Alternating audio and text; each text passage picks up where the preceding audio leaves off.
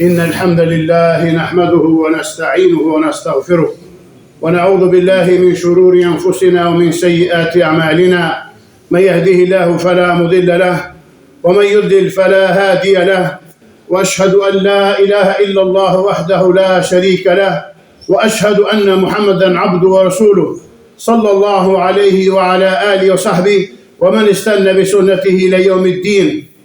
Më pas, vëllezër të nderuar, ju përkujtoj ju dhe veten time për takvallah, për devotshmëri, pra frikë respekt, kashi Allahut te barekuhu teala. Vërtet ai i cili friksohet Allahut, Allahu e ruan dhe mbron atë dhe orienton për të hajri punëve të fesë dhe të dynjas së tij. Vëllezër të nderuar, elhamdulillah jemi të gëzuar me përfundimin e këtij muaji të begat. Allahu te barekuhu teala na mësoi që ta jetojmë këtë muaj dhe ta agjërojmë, pra ta agjërojmë ditët e tij dhe të falim diçka prej netëve të tij. Elusi Allahun që këto vepra të na i pranoj dhe të na shpëtoj nga zjarri i tij. Disa reflektime të shkurtra në këtë hutbe të këtij Fitr Bajrami rreth shkollës së madhe të Ramazanit. Së pari, besimtari nga kjo shkollë merr mësimin e madh të bindjes dhe robërimit dhe mos thyrjes së urdhit të Allahut subhanahu wa taala, duke pra agjëruar ditëve të këtij muaji, nga agimi deri perëndim. Pra ti që u largove nga ushqimi, pija dhe bashortet e ndershme, gjë të cilat janë të lejuara, porse për t'ju bindur Allahu subhanahu wa taala.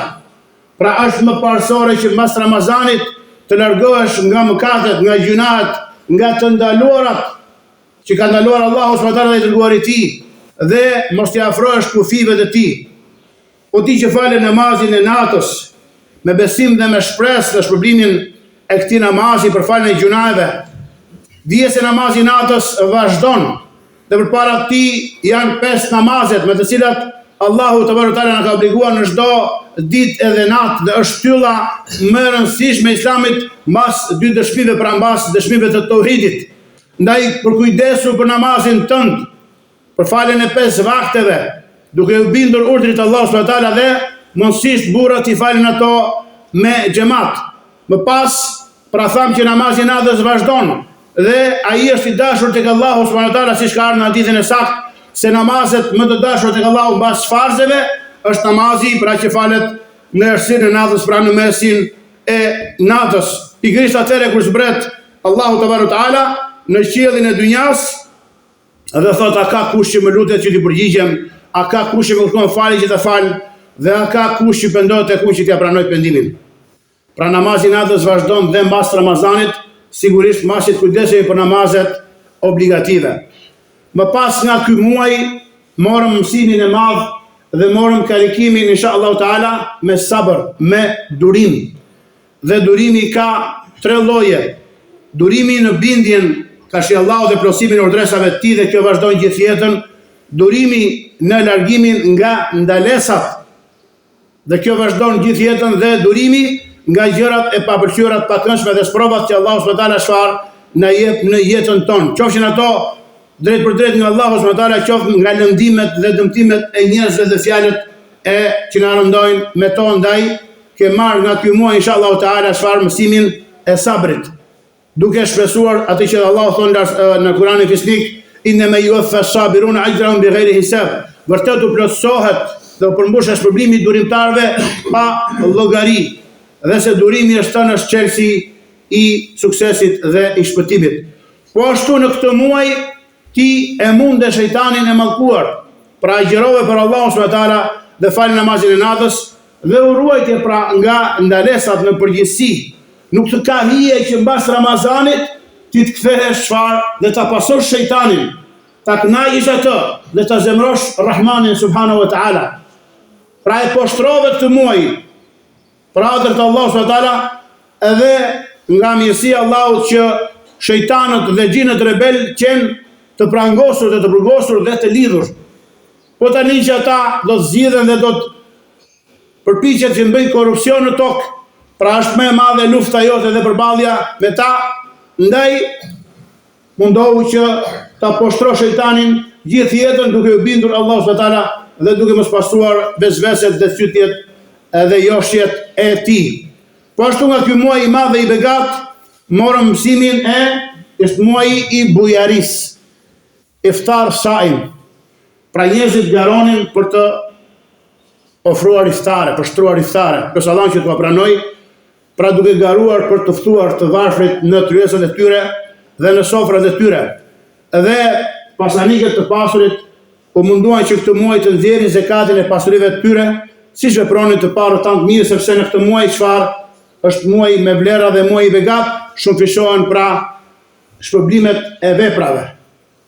Ndaj të pasurit kanë qenë më afër me të varfrit në bujari dhe kanë kuptuar diçka nga vuajtja e të varfërve. Pra kanë shijuar dhe ata urinë, etjen, lodhjen, pagjumësinë. Me këtë ritëm duhet vazhdoj besimtari gjithë jetën. Pra duhet t'i japi prej pasurisë dhe mirësive që Allahu subhanahu wa taala e ka furnizuar atë.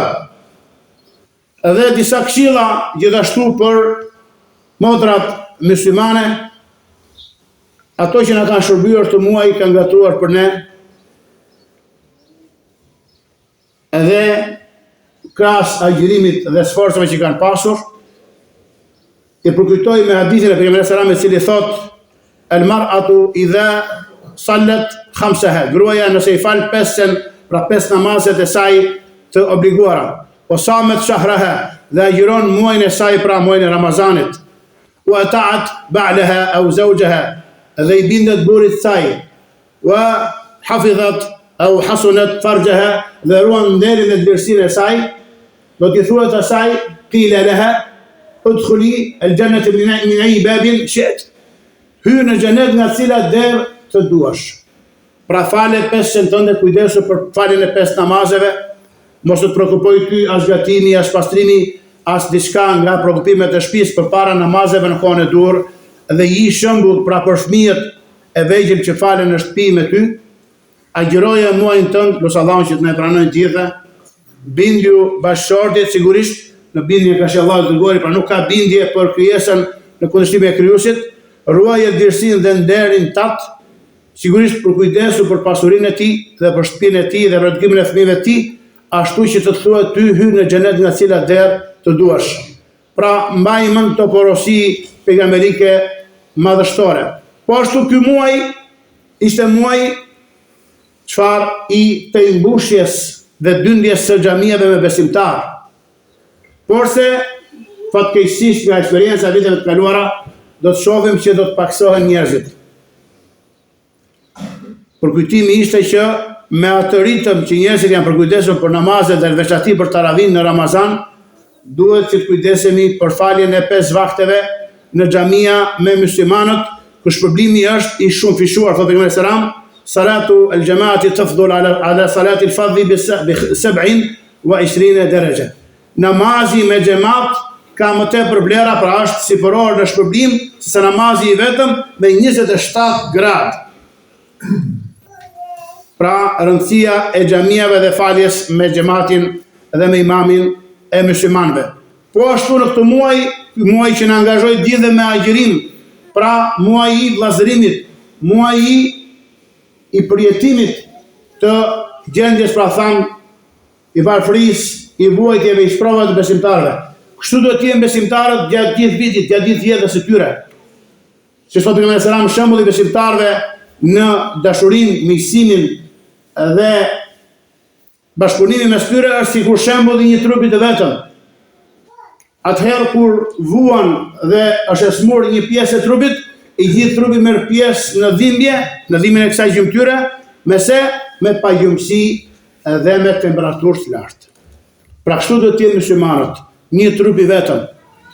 Duhet të gëzohen për gëzimet e muslimanëve kudo në botë, dhe të pikëllohen, dhe të thithërohen, të lëndohen, dhe të vuajnë për vuajtjen e muslimanëve. Pra, shton ndjenjën e xhamatit ky muaj i begat. Dhe thamë që agjërimi nga ana gjuhësore, thonë dietarë, dhe çfarë? El-imsak, do thotë imsak, të frenohesh nga ushqimi, pra të frenohesh nga diçka, të ndalesh nga diçka. Ti për atër të Allah s.w.t. këtë muaj u largove, pra thamë, nga ushqimi që është halal. nga pija që është halal në mojtë të tjerë dhe nga raportet intime. Është më parsore që mbas Ramazanit ti të ruhesh nga gjunahet dhe nga gjërat që të ka ndaluar Allahu subhanahu wa taala, duke u bindur kështu pra urdhrave të tij dhe duke mos rënë në ndalesat e tij dhe duke shpresuar shpërblimin e Allahut subhanahu wa taala në botën tjetër. Dhe sigurisht që e kemi hak të gëzohemi, thot Allahu subhanahu wa taala në librin e tij Fisnik, thot qul fa bi fadlillahi wa bi rahmatihi fa bi dhalika falyafrahu huwa khairun mimma yajma'un. Thuaj o Muhammed, me mirësinë e Allahut dhe me mëshirën e tij le të gëzohen. Kjo është më mirë se ajo që ata të bëjnë nga pasuria dhe plashka e dunjas. Pra, Allahu akbar, Allahu akbar, Allahu akbar, la ilaha illallah, Allahu akbar, Allahu akbar, walillahil hamd. Pra kemi hak të gëzohemi që e përmbushëm këtë muaj dhe lusë Allahun që nga këtë muaj të kemi dalë me të gjitha këto mësime dhe të tjera, sikur këto që nuk i përmbledhin dot në këtë hutbe të shkurtër dhe modeste, dhe lusë Allahun na e këtë pranuar agjërimin ton, namazin ton të natës, sadakat tona, iftaret që kemi shtruar, zekatet, ato lotët në namazin e natës, dhikrin, istighfarin, lezimin e Kuranit. Lusë Allahun na fali, na mëshiroj ne, babadharët, nënat tona, gratë, fëmijët tanë. Lusë Allahun që të na japi përqendrim në fe dhe seriozitet deri sa të takojmë atë dhe ai të jetë i kënaqur me ne. Lusë Allahun që t'i udhëzoj të devijuarit tanë, t'i mëshiroj të vdekurit dhe të gjallët tanë, t'u lehtësoj sprovat të sprovuarve për muslimanëve. Lusë Allahun t'i martoj beqarët dhe beqaret tona. Lusë Allahun t'i pajtoj ata që kanë grindje dhe mos pajtime dhe zënka mes nesh. Alhamdulillahi Rabbil Alamin, wa sallallahu wa sallam wa barak ala nabina Muhammad wa ala alihi wa sahbihi ajma'in. Dhe së fundmi u përkujtoj me përgëzimin dhe urimin që të parët tanë të mirë uroheshin kur e takonin një tjetrin në 2 ditët e bajrameve, duke thënë taqabbal Allahu minna wa minkum. Allahu ne i pranoft neve dhe juve. Amin, wa sallallahu wa sallam wa barak ala nabina Muhammad wa ala alihi wa sahbihi ajma'in.